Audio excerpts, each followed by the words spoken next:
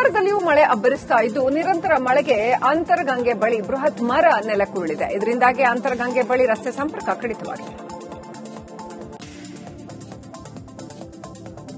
ಕಳೆದ 15 ವರ್ಷಗಳಿಂದ ರಸ್ತೆ ದುರಸ್ತಿಗೆ ಒತ್ತಾಯಿಸಿದ್ರೂ ಕೂಡ ಯಾವುದೇ ಪ್ರಯೋಜನ ಆಗ್ತಾ ಇಲ್ಲ.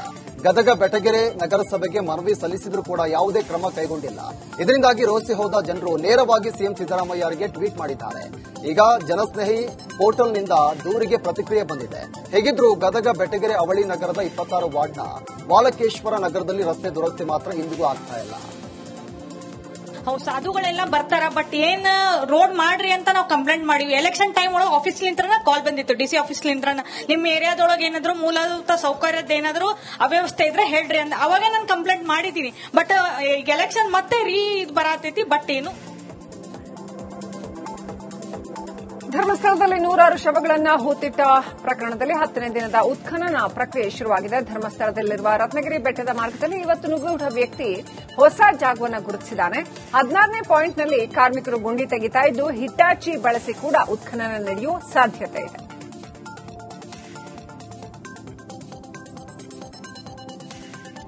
ಧರ್ಮಸ್ಥಳ ತಲೆಬುರುಡೆ ಕೇಸ್ನಲ್ಲಿ ಎಸ್ಐಟಿ ತನಿಖೆ ಚುರುಕಾಗಿದೆ. ಈ ಕೇಸ್ನ 2ನೇ ದೂರುದಾರನನ್ನ ಎಸ್ಐಟಿ ಅಧಿಕಾರಿಗಳು ವಿಚಾರಣೆ ನಡೆಸ್ತಾ ಇದ್ದಾರೆ. ನಿನ್ನೆ ಸಂಜೆ ಸತತ 4 ಗಂಟೆಗಳ ಕಾಲ ವಿಚಾರಣೆ ನಡೆಸಿದ್ದಾರೆ. 2ನೇ ದೂರುದಾರ 15 ವರ್ಷದ ಹಿಂದೆ ಶವ ಹೂತು ಹಾಕಿದ್ದೇನೆ ಅಂತ ದೂರನ್ನ ಕೊಟ್ಟಿದ್ದ. ಅಲ್ಲದೆ 16 ವರ್ಷದ ಬಾಲಕಿ ಶವ ಹೂತು ಹಾಕಿದ್ದೇನಂತ ಆರೋಪ ಮಾಡಿದ್ದ.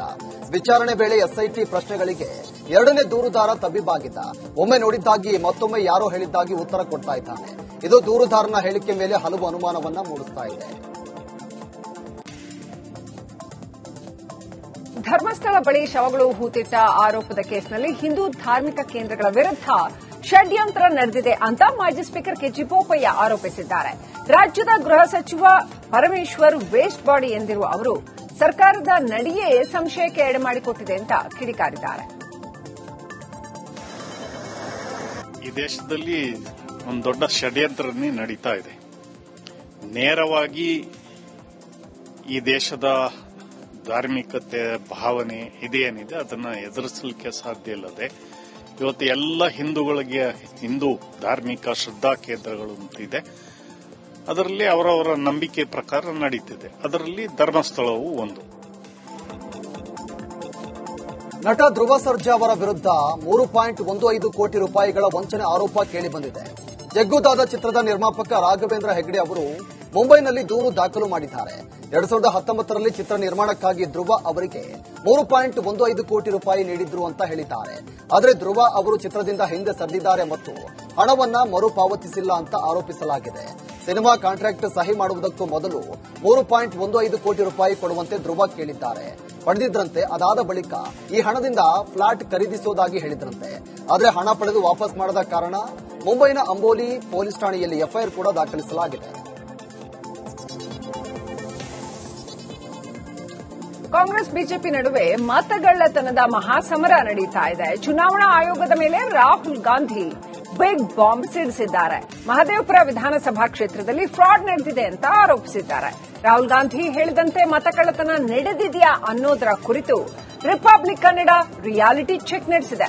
ಮಹದೇವಪುರ ಕ್ಷೇತ್ರದ ಒಂದೇ ಮನೆಯಲ್ಲಿ 80 ಮತದಾರರು ಇದ್ದಾರಾ ಎಂಬ ಬಗ್ಗೆ ಅಸಲಿ ಚಿತ್ರಣವನ್ನು ತೆರೆದಿಟ್ಟಿದೆ.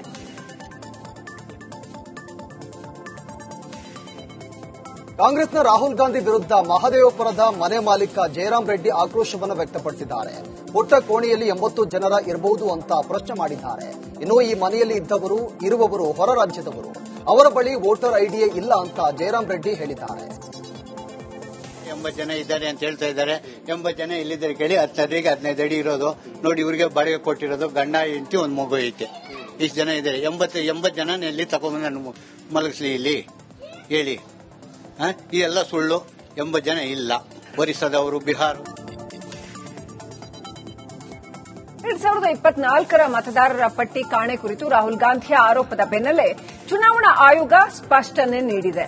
ಪಟ್ಟಿಯಿಂದ ಯಾವುದೇ ಮತದಾರರ ಹೆಸರನ್ನು ತೆಗೆದುಹಾಕಿಲ್ಲ. ಆಯೋಗದ ವೆಬ್ಸೈಟ್ಗಳು ಸ್ಥಗಿತವಾಗಿಲ್ಲ. ಯಾರು ಬೇಕಾದರೂ ಡೌನ್ಲೋಡ್ ಮಾಡಿಕೊಳ್ಳಬಹುದು ಅಂತ ಚುನಾವಣಾ ಆಯೋಗ ಸ್ಪಷ್ಟನೆ ಕೊಟ್ಟಿದೆ. ಲೋಕಸಭೆ ಚುನಾವಣೆಯಲ್ಲಿ ಮತಗಳ್ಳತನ ಆರೋಪ ಬೆನ್ನಲ್ಲೇ ಬಿಬಿಎಂಪಿ ಅಲರ್ಟ್ ಆಗಿದೆ. ಆಂತರಿಕ ತನಿಖೆ ಆರಂಭಿಸಿದ ಬಿಬಿಎಂಪಿ ಅಧಿಕಾರಿಗಳು ರಾಹುಲ್ ಆರೋಪಿಸಿದ್ದ ಮನೆಗಳಿಗೆ ಭೇಟಿ ನೀಡಿ ಪರಿಶೀಲನೆ ಕೂಡ ನಡೆಸಿದ್ದಾರೆ. ಬಿಎಲ್ಒ ಕಂದಾಯ ಅಧಿಕಾರಿಗಳು ಸತ್ಯ ಶೋಧ ನಡೆಸ್ತಾ ಇದ್ದಾರೆ. ಮಹದೇವಪುರ ಕ್ಷೇತ್ರದಲ್ಲಿ ಬಿಬಿಎಂಪಿಯಿಂದ ಪರಿಶೀಲನೆ ಕೂಡ ನಡೆಸಲಾಗ್ತಾ ಇದೆ. ಬೆಳ್ಳಂದೂರಿನ ಮುನಿರೆಡ್ಡಿ ಗಾರ್ಡನ್, ಹಗದೂರು, ಕಾಡು ಬಿಸನಹಳ್ಳಿಯ ಅಲ್ಲಿ ಕೂಡ ಬಿಬಿಎಂಪಿ ಪರಿಶೀಲನೆ ಕೂಡ ಮಾಡ್ತಾ ಇದೆ. ಅತ್ತ ಮತಗಳು ಆರೋಪ ಕೋಲಾಹಲ ಸೃಷ್ಟಿ ಮಾಡಿದ್ರೆ ಇತ್ತ ಮತ ಖರೀದಿ ಆರೋಪದ ಕಿಡಿ ಹೊತ್ಕೊಂಡಿದೆ. ಸಿದ್ದರಾಮಯ್ಯ ಬಾದಾಮಿಯಲ್ಲಿ ಗೆದ್ದದ್ದು ವೋಟ್ ಖರೀದಿಯಿಂದ ಅಂತ ಸಿಎಂ ಇಬ್ರಾಹಿಂ ಬಿಗ್ ಬಾಂಬ್ ಸಿಡಿಸಿದ್ದಾರೆ. ಅಲ್ಲದೆ ಬಾದಾಮಿ ಚುನಾವಣೆಗೆ ನಾನು ಹಾಗೂ ಚಿಮ್ಮನಕಟ್ಟಿ ವೋಟ್ ಖರೀದಿಸಿದ್ವಿ, ಅವತ್ತು ನಾವು ಸಾಲ ಮಾಡಿ 3,000 ವೋಟ್ ಖರೀದಿಸಿದ್ವಿ ಅಂತ ಇಬ್ರಾಹಿಂ ಹೇಳಿದ್ದಾರೆ. ಈ ಸಾಲವನ್ನ ಸಿದ್ದರಾಮಯ್ಯ 6 ತಿಂಗಳ ಬಳಿಕ ತೀರಿಸಿದ್ರು ಅಂತ ಕೂಡ ಹೇಳಿದ್ದಾರೆ. ಮತಗಳು ಆರೋಪದ ಬೆನ್ನಲ್ಲೇ ಇಬ್ರಾಹಿಂ ಹೇಳಿಕೆ ಸಂಚಲನ ಮೂಡಿಸಿದೆ. ಸಿದ್ದರಾಮಯ್ಯ ಇಲ್ಲೂ ಹೋಗ್ತಾ ಇದ್ದಿಲ್ಲ, ಇಲ್ಲ 800,000 ನೀನ್ ಗೆಲ್ತಿಯ ನಾನು ಮ್ಯಾನೇಜ್ ಮಾಡಿದ್ದೀನಿ. ಕೊನೆ ಚಿಮ್ಮನಕಟ್ಟಿ ಅಂತ ಒಬ್ಬ ಎಷ್ಟು ಹತ್ರ ದುಡ್ಡು ಸಾಲ ತಗೊಂಡು 3,000 ವೋಟ್ ಪರ್ಚೇಸ್ ಮಾಡಿದ್ವಿ ನಾವು. ಸೋಮಶೇಖರ್ ಹೇಳ್ತಾ ಇದ್ದೀನಿ ನನಗೇನೆ. ಸಿಎಂ ಇಬ್ರಾಹಿಂ ಆರೋಪಕ್ಕೆ ಸಿಎಂ ಸಿದ್ದರಾಮಯ್ಯ ಜಾರಿಕೆ ಉತ್ತರವನ್ನು ಕೊಟ್ಟಿದ್ದಾರೆ. ಮೈಸೂರಲ್ಲಿ ಮಾತನಾಡಿದ ಅವರು, ಬಾದಾಮಿಯಲ್ಲಿ ನಾನು ಮತಗಳನ್ನ ಖರೀದಿ ಮಾಡಿಲ್ಲ ಅಂತ ಹೇಳಿದ್ದಾರೆ. ನಾನು ಬಾದಾಮಿ ಕ್ಷೇತ್ರಕ್ಕೆ ಹೋಗಿದ್ದೆ 2 ದಿನ ಮಾತ್ರ. ಹೀಗಿರುವಾಗ ಮತ ಖರೀದಿ ಬಗ್ಗೆ ನನಗೇನು ವಿಚಾರ ಗೊತ್ತಿಲ್ಲ. ಇದೇ ಮೊದಲ ಬಾರಿಗೆ ಈ ವಿಚಾರವನ್ನು ನಾನು ಕೇಳ್ತಾ ಇರೋದು ಅಂತ ಸ್ಪಷ್ಟನೆಯನ್ನ ಕೊಟ್ಟಿದ್ದಾರೆ. ನಮ್ಮ ಪಾರ್ಟಿ ಜೊತೆ ಇದ್ದವರಲ್ಲ ಸರ್, ಅವಾಗ 2018 ಚುನಾವಣೆಯಲ್ಲಿ ಅವರೇ ಜೊತೆಯಲ್ಲಿ ಬೇರೆ. I don't know. ನಾನು ಹೋಗಿದ್ದು ಒಂದೇ ದಿನ, ನಾಮಿನೇಷನ್ ಹಾಕಕ್ಕೆ ಒಂದಿನ ಹೋಗಿದ್ದೆ, ಕ್ಯಾಂಪೇನ್ ಮಾಡಕ್ ಒಂದಿನ ಹೋಗಿದ್ದೆ ಅಷ್ಟೇ. ಅದು ಬಿಟ್ರೆ ನನಗೇನ್ ಗೊತ್ತಿಲ್ಲ. ಅದು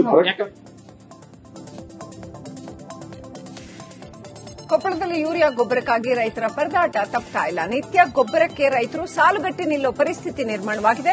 ಗೊಬ್ಬರ ಮಾರಾಟದಲ್ಲಿ ಗೋಲ್ಮಾಲ್ ನಡೀತಾ ಇದೆ ಅಂತ ರೈತರು ಆಕ್ರೋಶ ವ್ಯಕ್ತಪಡಿಸಿದ್ದಾರೆ. ತಾಲೂಕು ಕೇಂದ್ರಗಳಿಗೆ ತೆರಳುತ್ತಾ ಇದ್ದ 3 ಲಾರಿಗಳನ್ನ ರೈತರೇ ತಡೆದು ನಿಲ್ಲಿಸಿದ್ದಾರೆ.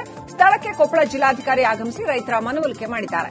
ನಂತರ ಕೊಪ್ಪಳ ತಾಲೂಕು ಒಕ್ಕಲತನ ಹುಟ್ಟುವಳಿ ಕಚೇರಿಯಲ್ಲಿ ಯೂರಿಯಾ ವಿತರಣೆಗೆ ಸೂಚನೆ ನೀಡಿದ್ದಾರೆ. 15 ದಿವಸ ಆಗ್ತಾತ್ರಿ, ಸಿಕ್ಕಿದ್ದಿಲ್ಲ. ಇವತ್ತೇನ ಹಾಕ್ತಾರಂದ್ರ ಬಂದಿವ್ರಿ.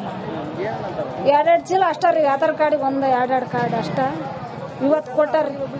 ಹಬ್ಬ ಮತ್ ಈ ಹೊಲದ್ ಹಂಗ ಕುಂದಿರ್ತಾವಲ್ರಿ, ಹಂಗ ಬಿಟ್ರಿ ನಾವ್ ಈಗ ಹೊಲದ್ ನೋಡ್ಬೇಕಲ್ರಿ ಮತ್ ಸರ್. ಹಂಗಾಗಿ ಬಂದಿವ್ ನೋಡ್ರಿ.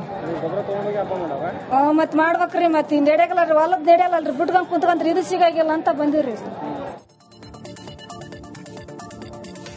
ಅತ್ತ ಮಳೆಯಾದ್ರೆ ಇತ್ತ ಯಾದಗಿರಿ ಜಿಲ್ಲೆಯಲ್ಲಿ 51 ಕೆರೆಗಳ ಪೈಕಿ ಬಹುತೇಕ ಕೆರೆಗಳು ಖಾಲಿ ಆಗಿದೆ. ಯಾದಗಿರಿ ತಾಲೂಕಿನ ಕಿಲ್ಲನಕೇರ ಗ್ರಾಮದ 3 ಕೆರೆ ಖಾಲಿಯಾಗಿದ್ರು ಕೆರೆ ತುಂಬಿಸುವ ಯೋಜನೆ ಬಗ್ಗೆ ಅಧಿಕಾರಿಗಳು ತಲೆ ಕೆಡಿಸಿಕೊಳ್ತಾ ಇಲ್ಲ. ಸರ್ಕಾರವು ರೈತರ ಸಮ್ಮತಿ ಪಡೆದು ಜಮೀನು ಸ್ವಾಧೀನಪಡಿಸಿಕೊಂಡು ಕೆರೆ ನಿರ್ಮಾಣ ಮಾಡಬೇಕಿತ್ತು. ಆದರೆ ರೈತರ ಒಪ್ಪಿಗೆ ಇಲ್ಲದೆ ಕೆರೆ ತುಂಬಿಸುವ ಯೋಜನೆಯಡಿ ಕೆರೆ ನಿರ್ಮಾಣ ಮಾಡಿದ್ದಾರೆ. 2 ವರ್ಷದಿಂದ ಕೆರೆ ನೀರು ತುಂಬಿಸಲು ಜಮೀನು ಮಾಲೀಕರು ತಡೆ ಒಡ್ಡಿದ್ದಾರೆ. ಹೀಗಾಗಿ 2 ವರ್ಷದಿಂದ ಕಿಲ್ಲನಕೇರ ಗ್ರಾಮದ 3 ಕೆರೆಗಳು ಖಾಲಿಯಾಗಿ ಬಣಗುಡ್ತಾ ಇದೆ. ಕೆರೆಯ ನೀರನ್ನೇ ನೆಚ್ಚಿಕೊಂಡು ಬಿತ್ತನೆ ಮಾಡಿರುವಂತಹ ರೈತರು ಕಂಗಾಲಾಗಿದ್ದಾರೆ. ಅಧಿಕಾರಿ ಮತ್ತು ಯಾದಗಿರಿ ಜಿಲ್ಲೆಯ ಯಾದಗಿರಿ ತಾಲೂಕಿನ ಗುರುಮಿಟ್ಕಲ್ ಮತಕ್ಷೇತ್ರದ ವ್ಯಾಪ್ತಿಗೆ ಬರ್ತಕ್ಕಂಥ ಈ ಕಿಲ್ಲನಕೇರದಲ್ಲಿ ಸಣ್ಣ 3 ಕೆರೆಗಳಿದಾವೆ. ಆ ಕೆರೆ ಏನದ ನಮ್ಮ ಜಿಲ್ಲೆ ಈಗ ಇದು ವಿಶೇಷವಾಗಿ ಗುರುಮಿಟ್ಕಲ್ ಮತಕ್ಷೇತ್ರದ ಸಾಕಷ್ಟು ಕೆರೆಗಳು ಹೆಚ್ಚಿಗೆ. ಈ ಕೆರೆಗಳು ಏನದ ಒಣ ಬೇಸಾಯ ಇರೋದ್ರಿಂದ ಸಾಕಷ್ಟು ಜನ ಗುಳೆ ಹೋಗ್ತಾರು. ಹಂಗಾಗಿ ಇವ್ರಿಗೆ ಏನದ ಕೆರೆ ತುಂಬ